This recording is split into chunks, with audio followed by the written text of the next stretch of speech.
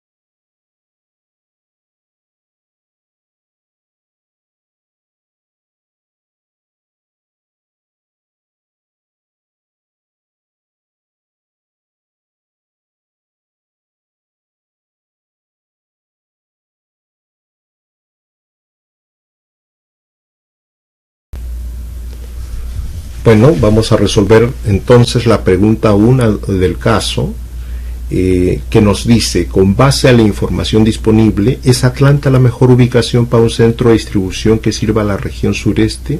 Si no es así, ¿qué recomendaría? La mejor ubicación será aquella que esté más cerca del centro de gravedad.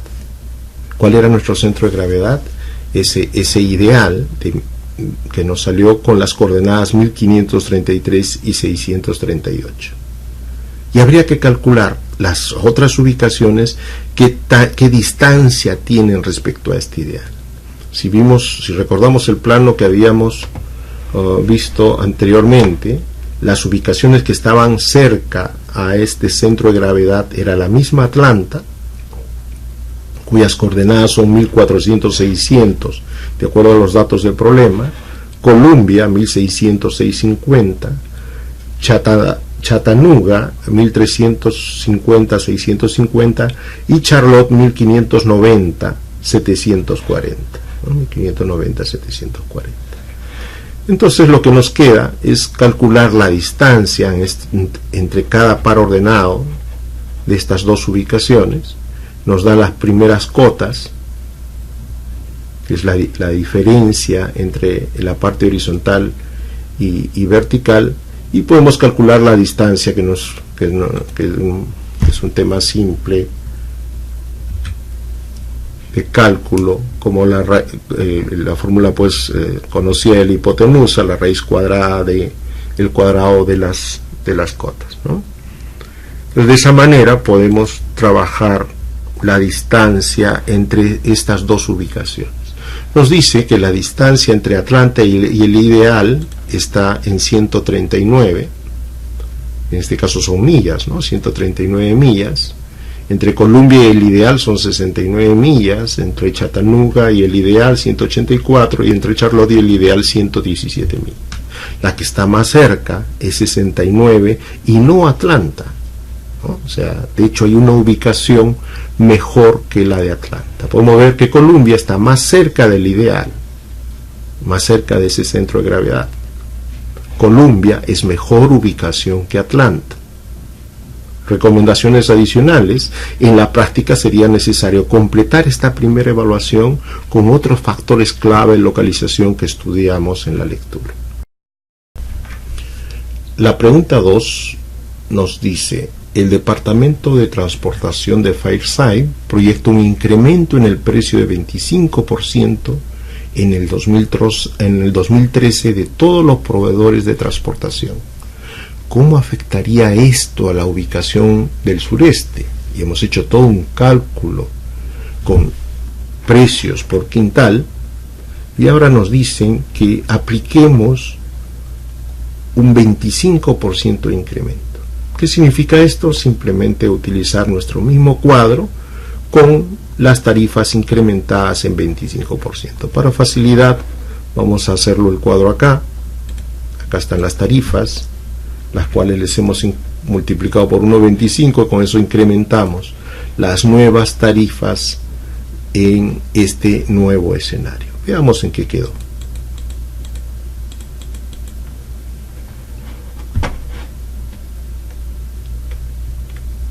Podemos ver que las coordenadas no cambiaron, es decir, si es que nosotros tenemos un incremento de tarifas y es aplicable a todas las fuentes y a todos los mercados, el resultado no va a cambiar porque ha sido afectado en la misma proporción.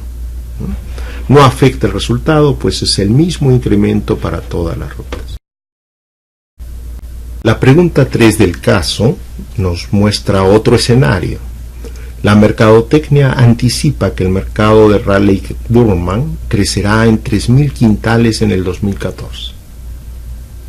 Por acá tenemos el Raleigh-Durham, tiene actualmente 2.200 quintales y se va a incrementar en 3.000.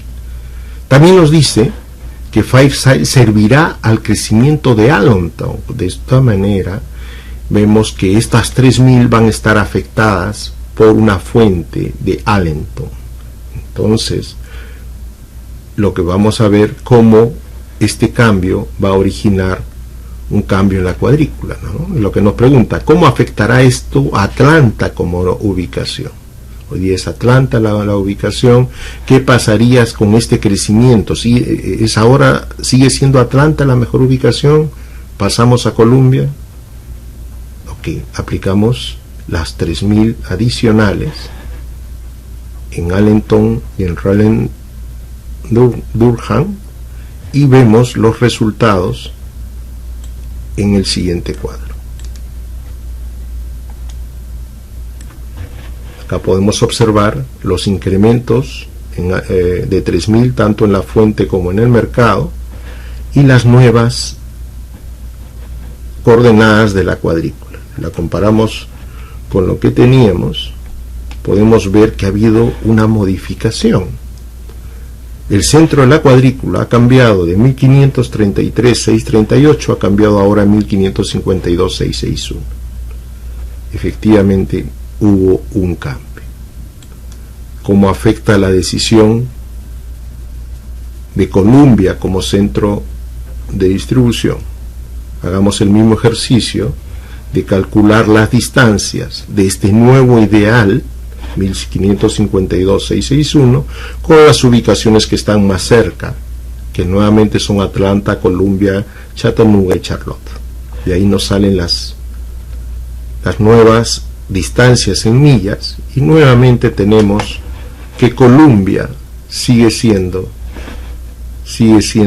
la ubicación más cercana a este ideal. Es más, es el centro de gravedad ha cambiado y se justifica aún más el cambio a la ubicación de Columbia. La distancia es apenas 50 millas, siendo Atlanta 164 millas.